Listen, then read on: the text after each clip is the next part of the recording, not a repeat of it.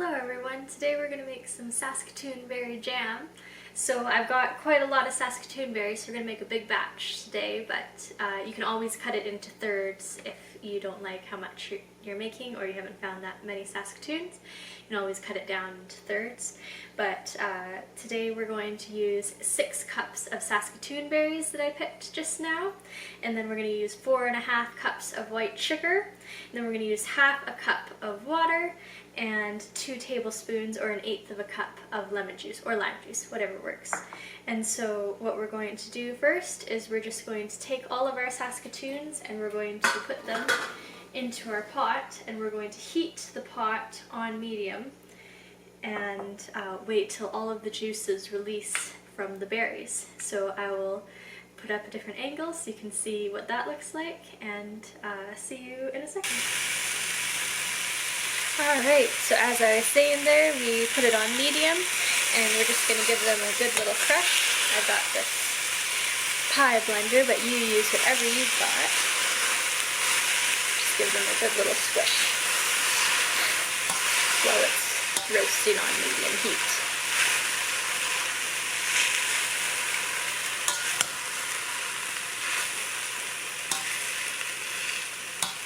I need back of a wooden spoon, banana masher, potato masher. This one's a pie blender.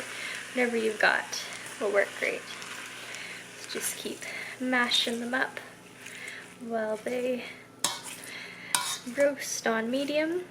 And remember to get your plate in the freezer. That's how we check the doneness of the jam. So if you remember from my rose jam video, we put a plate in the freezer to test how far along the jam was. So don't forget your freezer plate. Yeah, give these a little squish. Get this back going a little bit. And so we're just going to let them roast on medium until the juices are released. Let's just keep mashing and letting the juices all release into a more liquidy state. And I will see you when that's done. Alright, now it very much looks like the juices of the berries have been released. So what we do now is we'll add our water and our sugar. It seems like a lot of sugar, but you need this much to serve it in the jam jars. It's all about science, about the amount of acidity you use, the amount of sugar you use. So it does surprisingly need that much. But if you don't want to add this much sugar, you're always more than welcome to leave your jam in the fridge and just eat it faster. But if you want it to last for a year, you do need this much sugar for 6 cups of Saskatoons. So what we're going to do is we're just going to incorporate all of our water and sugar together with the berries that we have, and then we're going to bring this to a boil. And then we'll continue boiling it while stirring constantly until our jam's ready. So remember your freezer plate, because it's going to come in use pretty soon. Not yet though, since we just added the sugar. Yeah. Alright. Looks very nice and incorporated. So we will let this get to a boil, and while it's boiling we'll stir constantly until it's ready. So see you when I do my first plate test. It's been bubbling for quite a while now, so it's time to do our first plate test to see how it's looking. So what we do is we just grab a dollop and place it on our frozen plate, wait for a second for it to cool, and then we'll see how it looks. So when we run our finger through it, you see how it runs really closely back together. So it's not quite ready yet, but it is getting there though. So I'm going to give it another about 3 minutes, and then we'll do another plate test just to see. Yeah, so one more time for the plate test. I'm just going to take a dollop and put it on the plate, let it cool for a second, and then we're going to run our finger through it. So since it comes back together quite quickly, I think it's a bit too thin for our jam, so we're just going to let it go for another 3 minutes, and then we'll try again.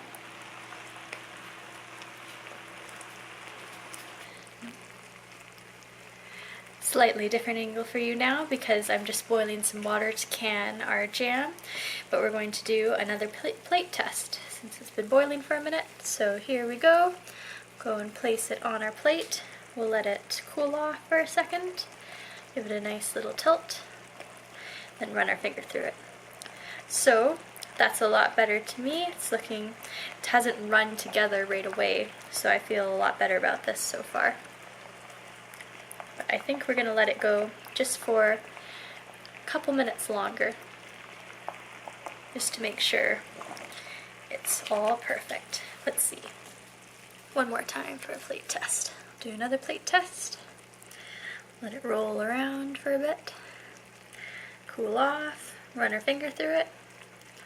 Yeah, just a couple more minutes, I think, and then it'll be much better. Now let's do a final plate test just to see how it looks. So we're going to drop a little bit on there again, let it roll around for a second, let it cool down, and then we'll run our finger through it. That looks much more jammy to me, so I think we're ready to put our lemon juice in. So you just go and dump your lemon juice or lime juice right in there, give it a stir, and then we'll be ready to can our jam. So I've got them sterilizing here in this bucket of water, just like the rose jam video. I've got some jam jars sterilizing, so they are all ready to be canned. And we'll just go and put them on our cutting board and pour the Saskatoon berry jam into our sterilized jam jars. So to sterilize them, you just boil them for a couple minutes. There we go. So you can see them just boiling in there. So I boil these for about 10 minutes each, so they should be good. We'll go and dump all the water out, place them on our cutting board, and then we'll pour our Saskatoon berry jam into these jam jars.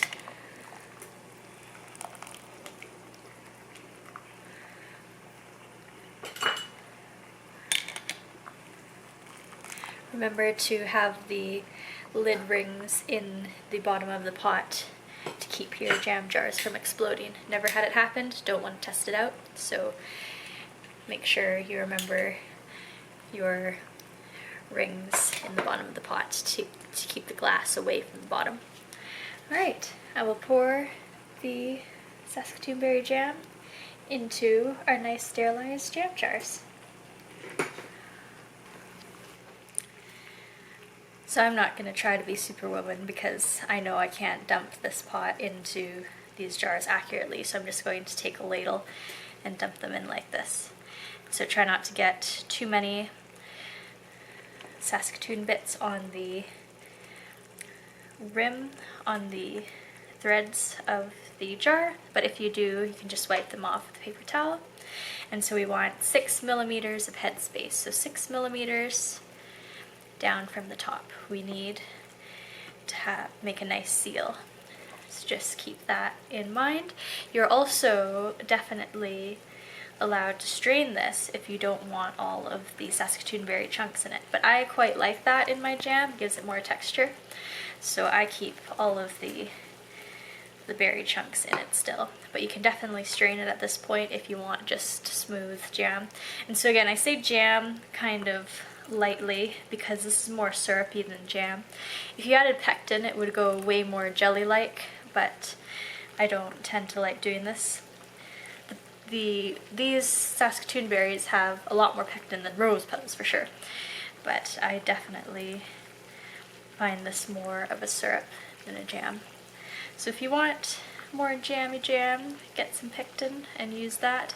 I just don't like the flavor of it afterwards, so I tend to make it just with the berries itself and the sugar and the lemon juice. All up to you though. So there we go. So we've got them all filled. Just going to wipe off the threads.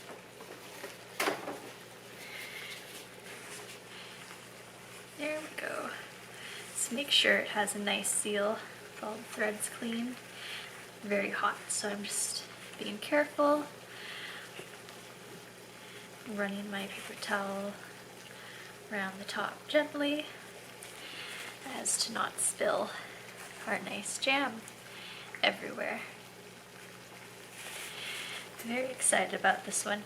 And so after this, we'll get into the variations you can do with Saskatoon berry jam. But this is just nice plain Saskatoon berry jam. I'm going to make 3 little ones, I think, and then I'm going to put the rest in a nice big mason jar and keep it in the fridge so I can use it for baking over the next couple of projects. So you can have a nice little mix too, because I don't want to use up all of my little tiny jars on Saskatoon berries. We got lots more berries coming.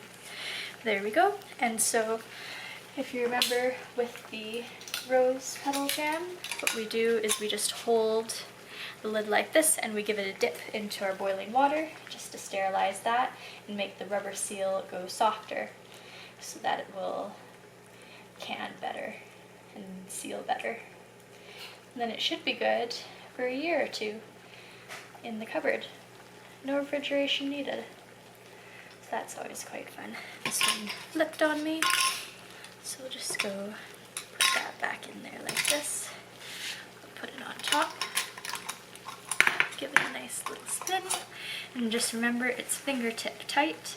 You don't have to go crazy tight, but you don't want your jam leaking into your canning bath water either.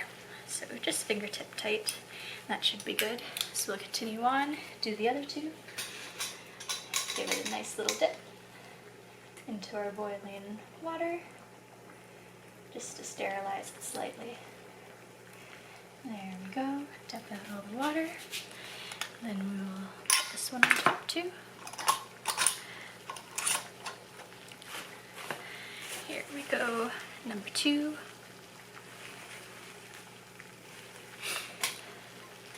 And then number 3.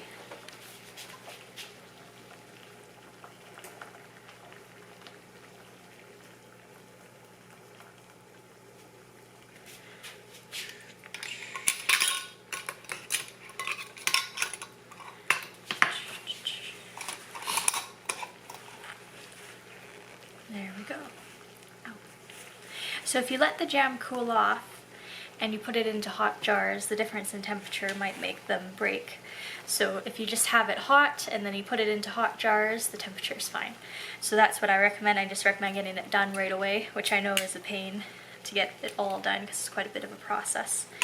But if you can do it, it's better for your jars. So we'll just grab them like this and we'll put them into our boiling water.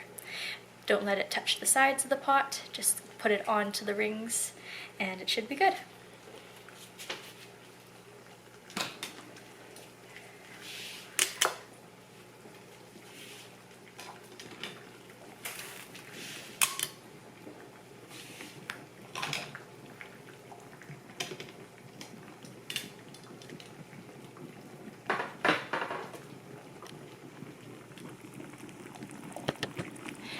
So as you can see, it's at a rolling boil and the jars aren't touching each other or the sides of the pot or the bottom of the pot because they're on the rings. So they should be all good, and we'll just let this go for 15 minutes and then we'll take them out and see if they pop. Now that it's been 15 minutes in the water canning bath, we're going to turn off the heat and let them sit in there for another 10 minutes before removing them. So see you in 10 minutes. Now they've been sitting in there cooling for 10 minutes, so we're going to take them out and place them on our cutting board and wait till they pop. My favorite part. So for variations, what we can do is we can put jalapenos in it to make it spicy, or red pepper chili flakes if you want. I would do about 2 teaspoons of red pepper chili flakes or 2 jalapenos into the jam while you're boiling it if you want to make it spicy.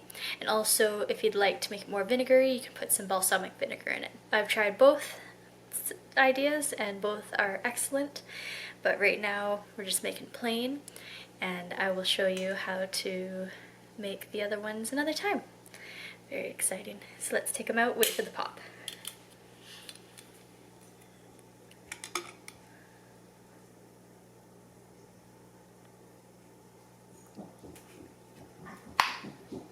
Already popped.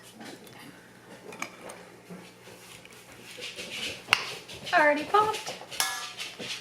Let's show this one then. And already popped. Pretty fantastic.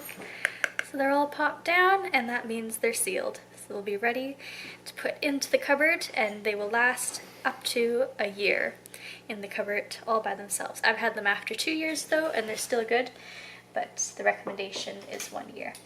Yeah, all 3 popped. Very exciting.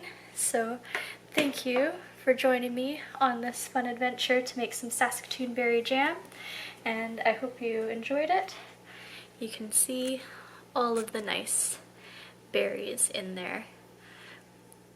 So I hope you had a lot of fun, and we'll make some stuff with them next week.